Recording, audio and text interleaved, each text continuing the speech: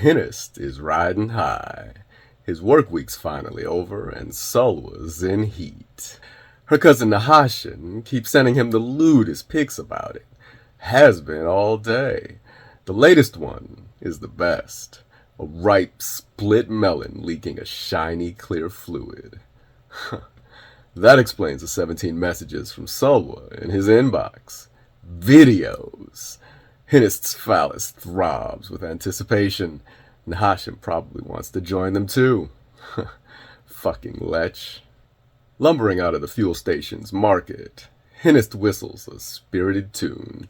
He figures he'll pay Sulwa a visit after stopping by the house to do a little fast grooming. Maybe pick up a bouquet of flowers and a tub of spiced fish for the little newt too. Grease the wheels. Hinnest gets to his ground car, opens the driver's side door, and tosses the bag of snacks he bought onto the littered passenger seat. Then he slams the door shut, steps to the pump, and initiates the vehicle's fueling sequence. Fueling only takes a few minutes, and when finished, Hinnest returns the pump nozzle to its housing with the thoughtlessness of long practice. He turns to his vehicle, opens the door, flops down into the driver's seat, and pounds the ignition button on the dash with his fist. The ground car roars to life, shaking the amphibian's body down to the bones. He revs the engine loudly. The station's attendant flicks an annoyed glance through the market's glass door. Inspired by the volume of the noise under his control, Hinnest jams his foot on the accelerator. The vehicle's rear tires make a high-pitched squeal as they spin briefly on the asphalt of the station's fueling zone. The friction-heated surfaces of the tires grab the pavement, and the ground car virtually jumps back onto the country road. Top 40 Hesputhu pop songs blare into the night. Once the fueling station is out of sight, and it is sufficiently dark inside the ground car, Krellikar, hidden behind the driver's seat on the floor of the narrow, extended cab space, re-examines the slender tube connected to the nozzle of a spray bottle held firmly in his hands. The connection is snug and sound. With a finger tensed on the spray trigger, the little engineer inspects the path of the tube by sight, follows its length up the sidewall of the cab, where he's affixed the tube to run parallel to the rise of the driver's seat to the roof. At the roof of the cab, the end of the tube curls slightly down to point directly at one of the Hethmu's enormous nostrils on the crown of its head. Krellikar nods with satisfaction at the accuracy of his estimation for the angle of the end of the tube. The big amphibian continues to speed down the two-lane road, with his attention recklessly fixed on a titillating mini-projection hovering just above his S-link, wholly ignorant of his uninvited guest. With two fingers tensed on the spray trigger, Krellikar exhales slowly and calmly pulls the trigger. What the fuck? Hinnest jerks violently away from the door as the leading half of the pungent spray soaks the inside of his nose. He closes his eyes tightly against the sting of the potion, seeping its way into his head's soft tissues. Krellikar snatches the tube off the spray bottle and stands to get a clear view of Hinnest's head as the massive brute lurches toward the middle of the cab. Reaching up to optimize his aim, Krellikar fires a shot of the foul spray directly into the creature's other nostril before it can regain its composure. Hinnest drops his S-link on the seat and jerks back towards the door as he receives a full dose of the concoction. But this time, he turns the steering wheel with him. The ground car swerves dangerously into the oncoming lane of traffic. Tires screech. The briefest panic screams through Krellikar's veins as he clambers over the low middle of the long front seat, lets the spray bottle fall, and darts forward with lightning quickness. He grabs the neck of the headrest behind Hinnest, and at the same time grabs the side of the steering wheel. With a hard downward pull, which only serves to stop the big brute from turning the wheel further, Krellikar saves them from speeding off the road and into a drainage ditch. Hinnest regains some presence of mind, and with a sharp turn of the wheel, helps Krellikar correct their course on instinct. As soon as he has the vehicle under a semblance of control, Hinnest jams on the brakes and parks in the middle of the road. Fortunately, there are no other headlights to be seen in either direction. Tears stream from his eyes. The foul-smelling spray covers both sides of his face. Mucus spurts and dribbles from the gaping nostrils at the crown of his head. The slimy wetness spreads down to his neck. Wiping at the viscous fluid without really cleaning it off, He gropes blindly for the door release, coughing and choking and sneezing with violent force. On the seat, his S-Link signals an incoming message. Krellikar snaps up the device and throws it out the passenger window behind him. Then he picks up the spray bottle, silences the car radio, and turns to the distressed young Hethwu. The little engineer's voice is a sharp, hissing command. "Leave the door closed, you idiot!" Hinnest freezes in surprise. There's a brief, distracting clarity in his mind, a warm respite from the irritation of the spray. "What's..." he mutters thickly. "What's going on?" Then he suffers a sneeze so powerful it shakes his entire body with epileptic force. His head buzzes in its aftermath. He sucks in a tremendous snort to try to clear his nasal passages. The buzzing in his head intensifies, makes it hard to think. He looks around the car with bleary vision. Standing over his bag of treats on the passenger seat, he sees a kid with a spray bottle. "You little fuck!" the Hethwu yells. He moves to crush the stupid punk kid, but gets interrupted by another tremendous sneeze. His eyes tear up and sting with burning pain. The smell of the spray is unbearable. A horrible pressure builds between his ears. Damn, there's buzzing in his head. It feels like his brain is going to shake to pieces. He grips his head with both hands and groans pitifully. "What is your name?" Krellikar asks in a gentler tone. Hinnest's eyes go wide with wonder. His hands relax their grip on his head. He looks around the cab again. A spirit. It's not a kid in his car. It's a spirit. And its voice makes the buzzing die down. "My name? My name is Hinnest." "Good, Hinnest," Krellikar replies soothingly. "Now, you've got to listen to me. Time is of the essence. Do you understand?" Hinnest nods woodenly, filled as much with confusion as with the growing relief that the spirit's voice brings from the buzzing. "Good. Now the first thing you must do is remain calm while I administer another dose of your medicine." Hinnest smiles like an idiot child at Krellikar's suggestion, as if the idea of being sick and cared for gives him joy. "Medicine?" The chemically seduced amphibian barely grunts the question out. "That is correct. Now lean all the way towards me. I need to see the top of your head." "Okay." Hinnest bends his body toward Krellikar, head first, trustingly, lovingly. "Fuck!" Hinnest reels back in shock. The foul spray bubbles out of both the Hethwu's monstrous nostrils. Some goes down his throat. He gags and sneezes again. Krellikar doubts the actual necessity of the third dose, as the first two doses seem to have subdued the poor creature quite well. But it's better to be safe than sorry. "Hinnest!" Krellikar hisses again. "Hinnest! Summon your strength! Maintain your self-control!" Hinnest struggles to compose himself. He wipes his face with the inside of his shirt's collar. "Now listen," Krellikar continues. "We need to drive as far as this road goes at the highest speed this vehicle can achieve." "What?" Hinnest questions thickly. "But why? I'm almost home." "The Iiksuni is coming." "Huh? The Iiksuni?" Hinnest laughs. "That's just a tale to scare children at the campfire." The spirit makes his head feel good, and it jokes to make him happy. It's such a nice spirit. "This is no lie, Hinnest." And at that, Krellikar discreetly presses a button on his control bracelet, activating an audio file he downloaded a while ago of a Quacknall swarm recorded on Vol. The high-end speakers on the phantom harness make the sound seem to come from behind the car, outside. Hinnest snaps his head toward the back window. "You can hear it coming, can't you?" Krellikar coaxes as he eases the volume of the swarm up a little. Hinnest's mucus-covered blue face twists with a resurgence of long-buried fear. "Drive, Hinnest!" Krellikar bellows. "Drive for your life!"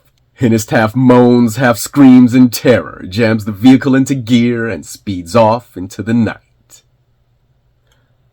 3 days later, Krellikar and Hinnest had driven over 5,000 kilometers across the Maroon, a long, thin continent just south of the equator. Maroon almost completely divided Waghosha in two. Krellikar shared what food he'd taken from Waghosha Defense Platform 5 with Hinnist while the giant creature drove. They only stopped for short fueling and bathroom breaks while fleeing from the terrible Iaksuni, and Krellikar found that at the end of the second day's drive, Hinnist had eaten virtually everything the little human brought down from orbit. Krellikar didn't mind too much, though. He'd grown tired of space rations while he was still up on the defense platform. Now, having had to eat them for the past 2 days while so many fresh, rich smells were constantly wafting in and out of the windows of the ground car, he felt he might have to delude himself with his own beguiling potion to tolerate ingesting even one ration more. Hinnist, for his part, continued to receive doses of his medicine with complete equanimity, twice per day to ensure the maintenance of the Hethbu's extremely pliable state of mind. At the beginning of the third day, the creature even dosed himself.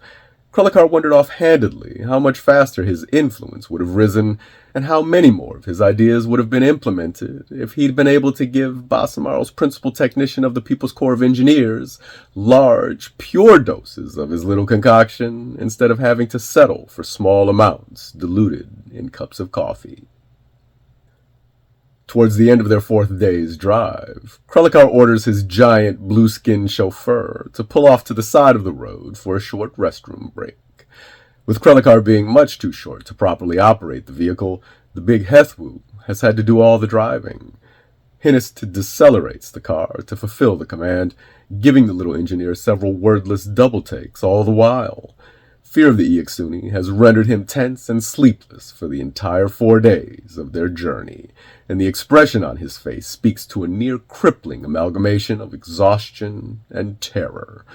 Krellikar, however, ignores the huge amphibian's behavior as a function of his chemical subjugation and the extremely large dosages involved. Likewise, his physical state. Both no longer entertaining, and both undeserving of acknowledgement. They park on the shoulder of the road, still in rural lands, several kilometers out from a sprawling suburb. The night air is hot and wet, like always. Krellikar finishes his business rather expediently, as is his habit, and returns to the air-conditioned vehicle to massage his hands with a sanitizing agent. He then turns to his round mini-computer mat to peruse local maps of Imaron, while he listens to news reports about the outcome of the brief war on the ground car's radio. Countless hundreds of alien mercenaries, along with hundreds of thousands of natives, are reported captured, all of them participant survivors of the war. All of them scheduled for sentencing following an interrogation best suited to their physiology. Waghosha's World Newsnet anticipates the sentence for a vast majority of them to be execution. Krellikar finds it unsettling to hear how disturbingly accurate his assessment of the Allied Order of Nations proves to be. His desire to get off planet swells into a pressing need. He grips the mini-computer mat tightly. His eyes crawl over Imaron's photographed terrain. He scrutinizes their 4-day trek, roads taken, cities passed, and places their current position on the north side of the continent, where the nearest, most promising place to find a way off-world appears to be a major port town just beyond the suburbs ahead. Pochit.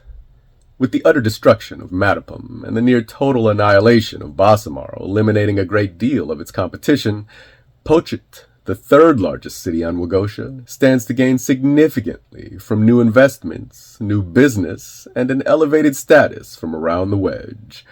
Krellikar figures it won't look too strange for a human to show up in a ground car with a Hethwuthu aid, especially not now. More than a few new faces are certain to pull into port looking to start over, looking to find new opportunities, or simply just to look.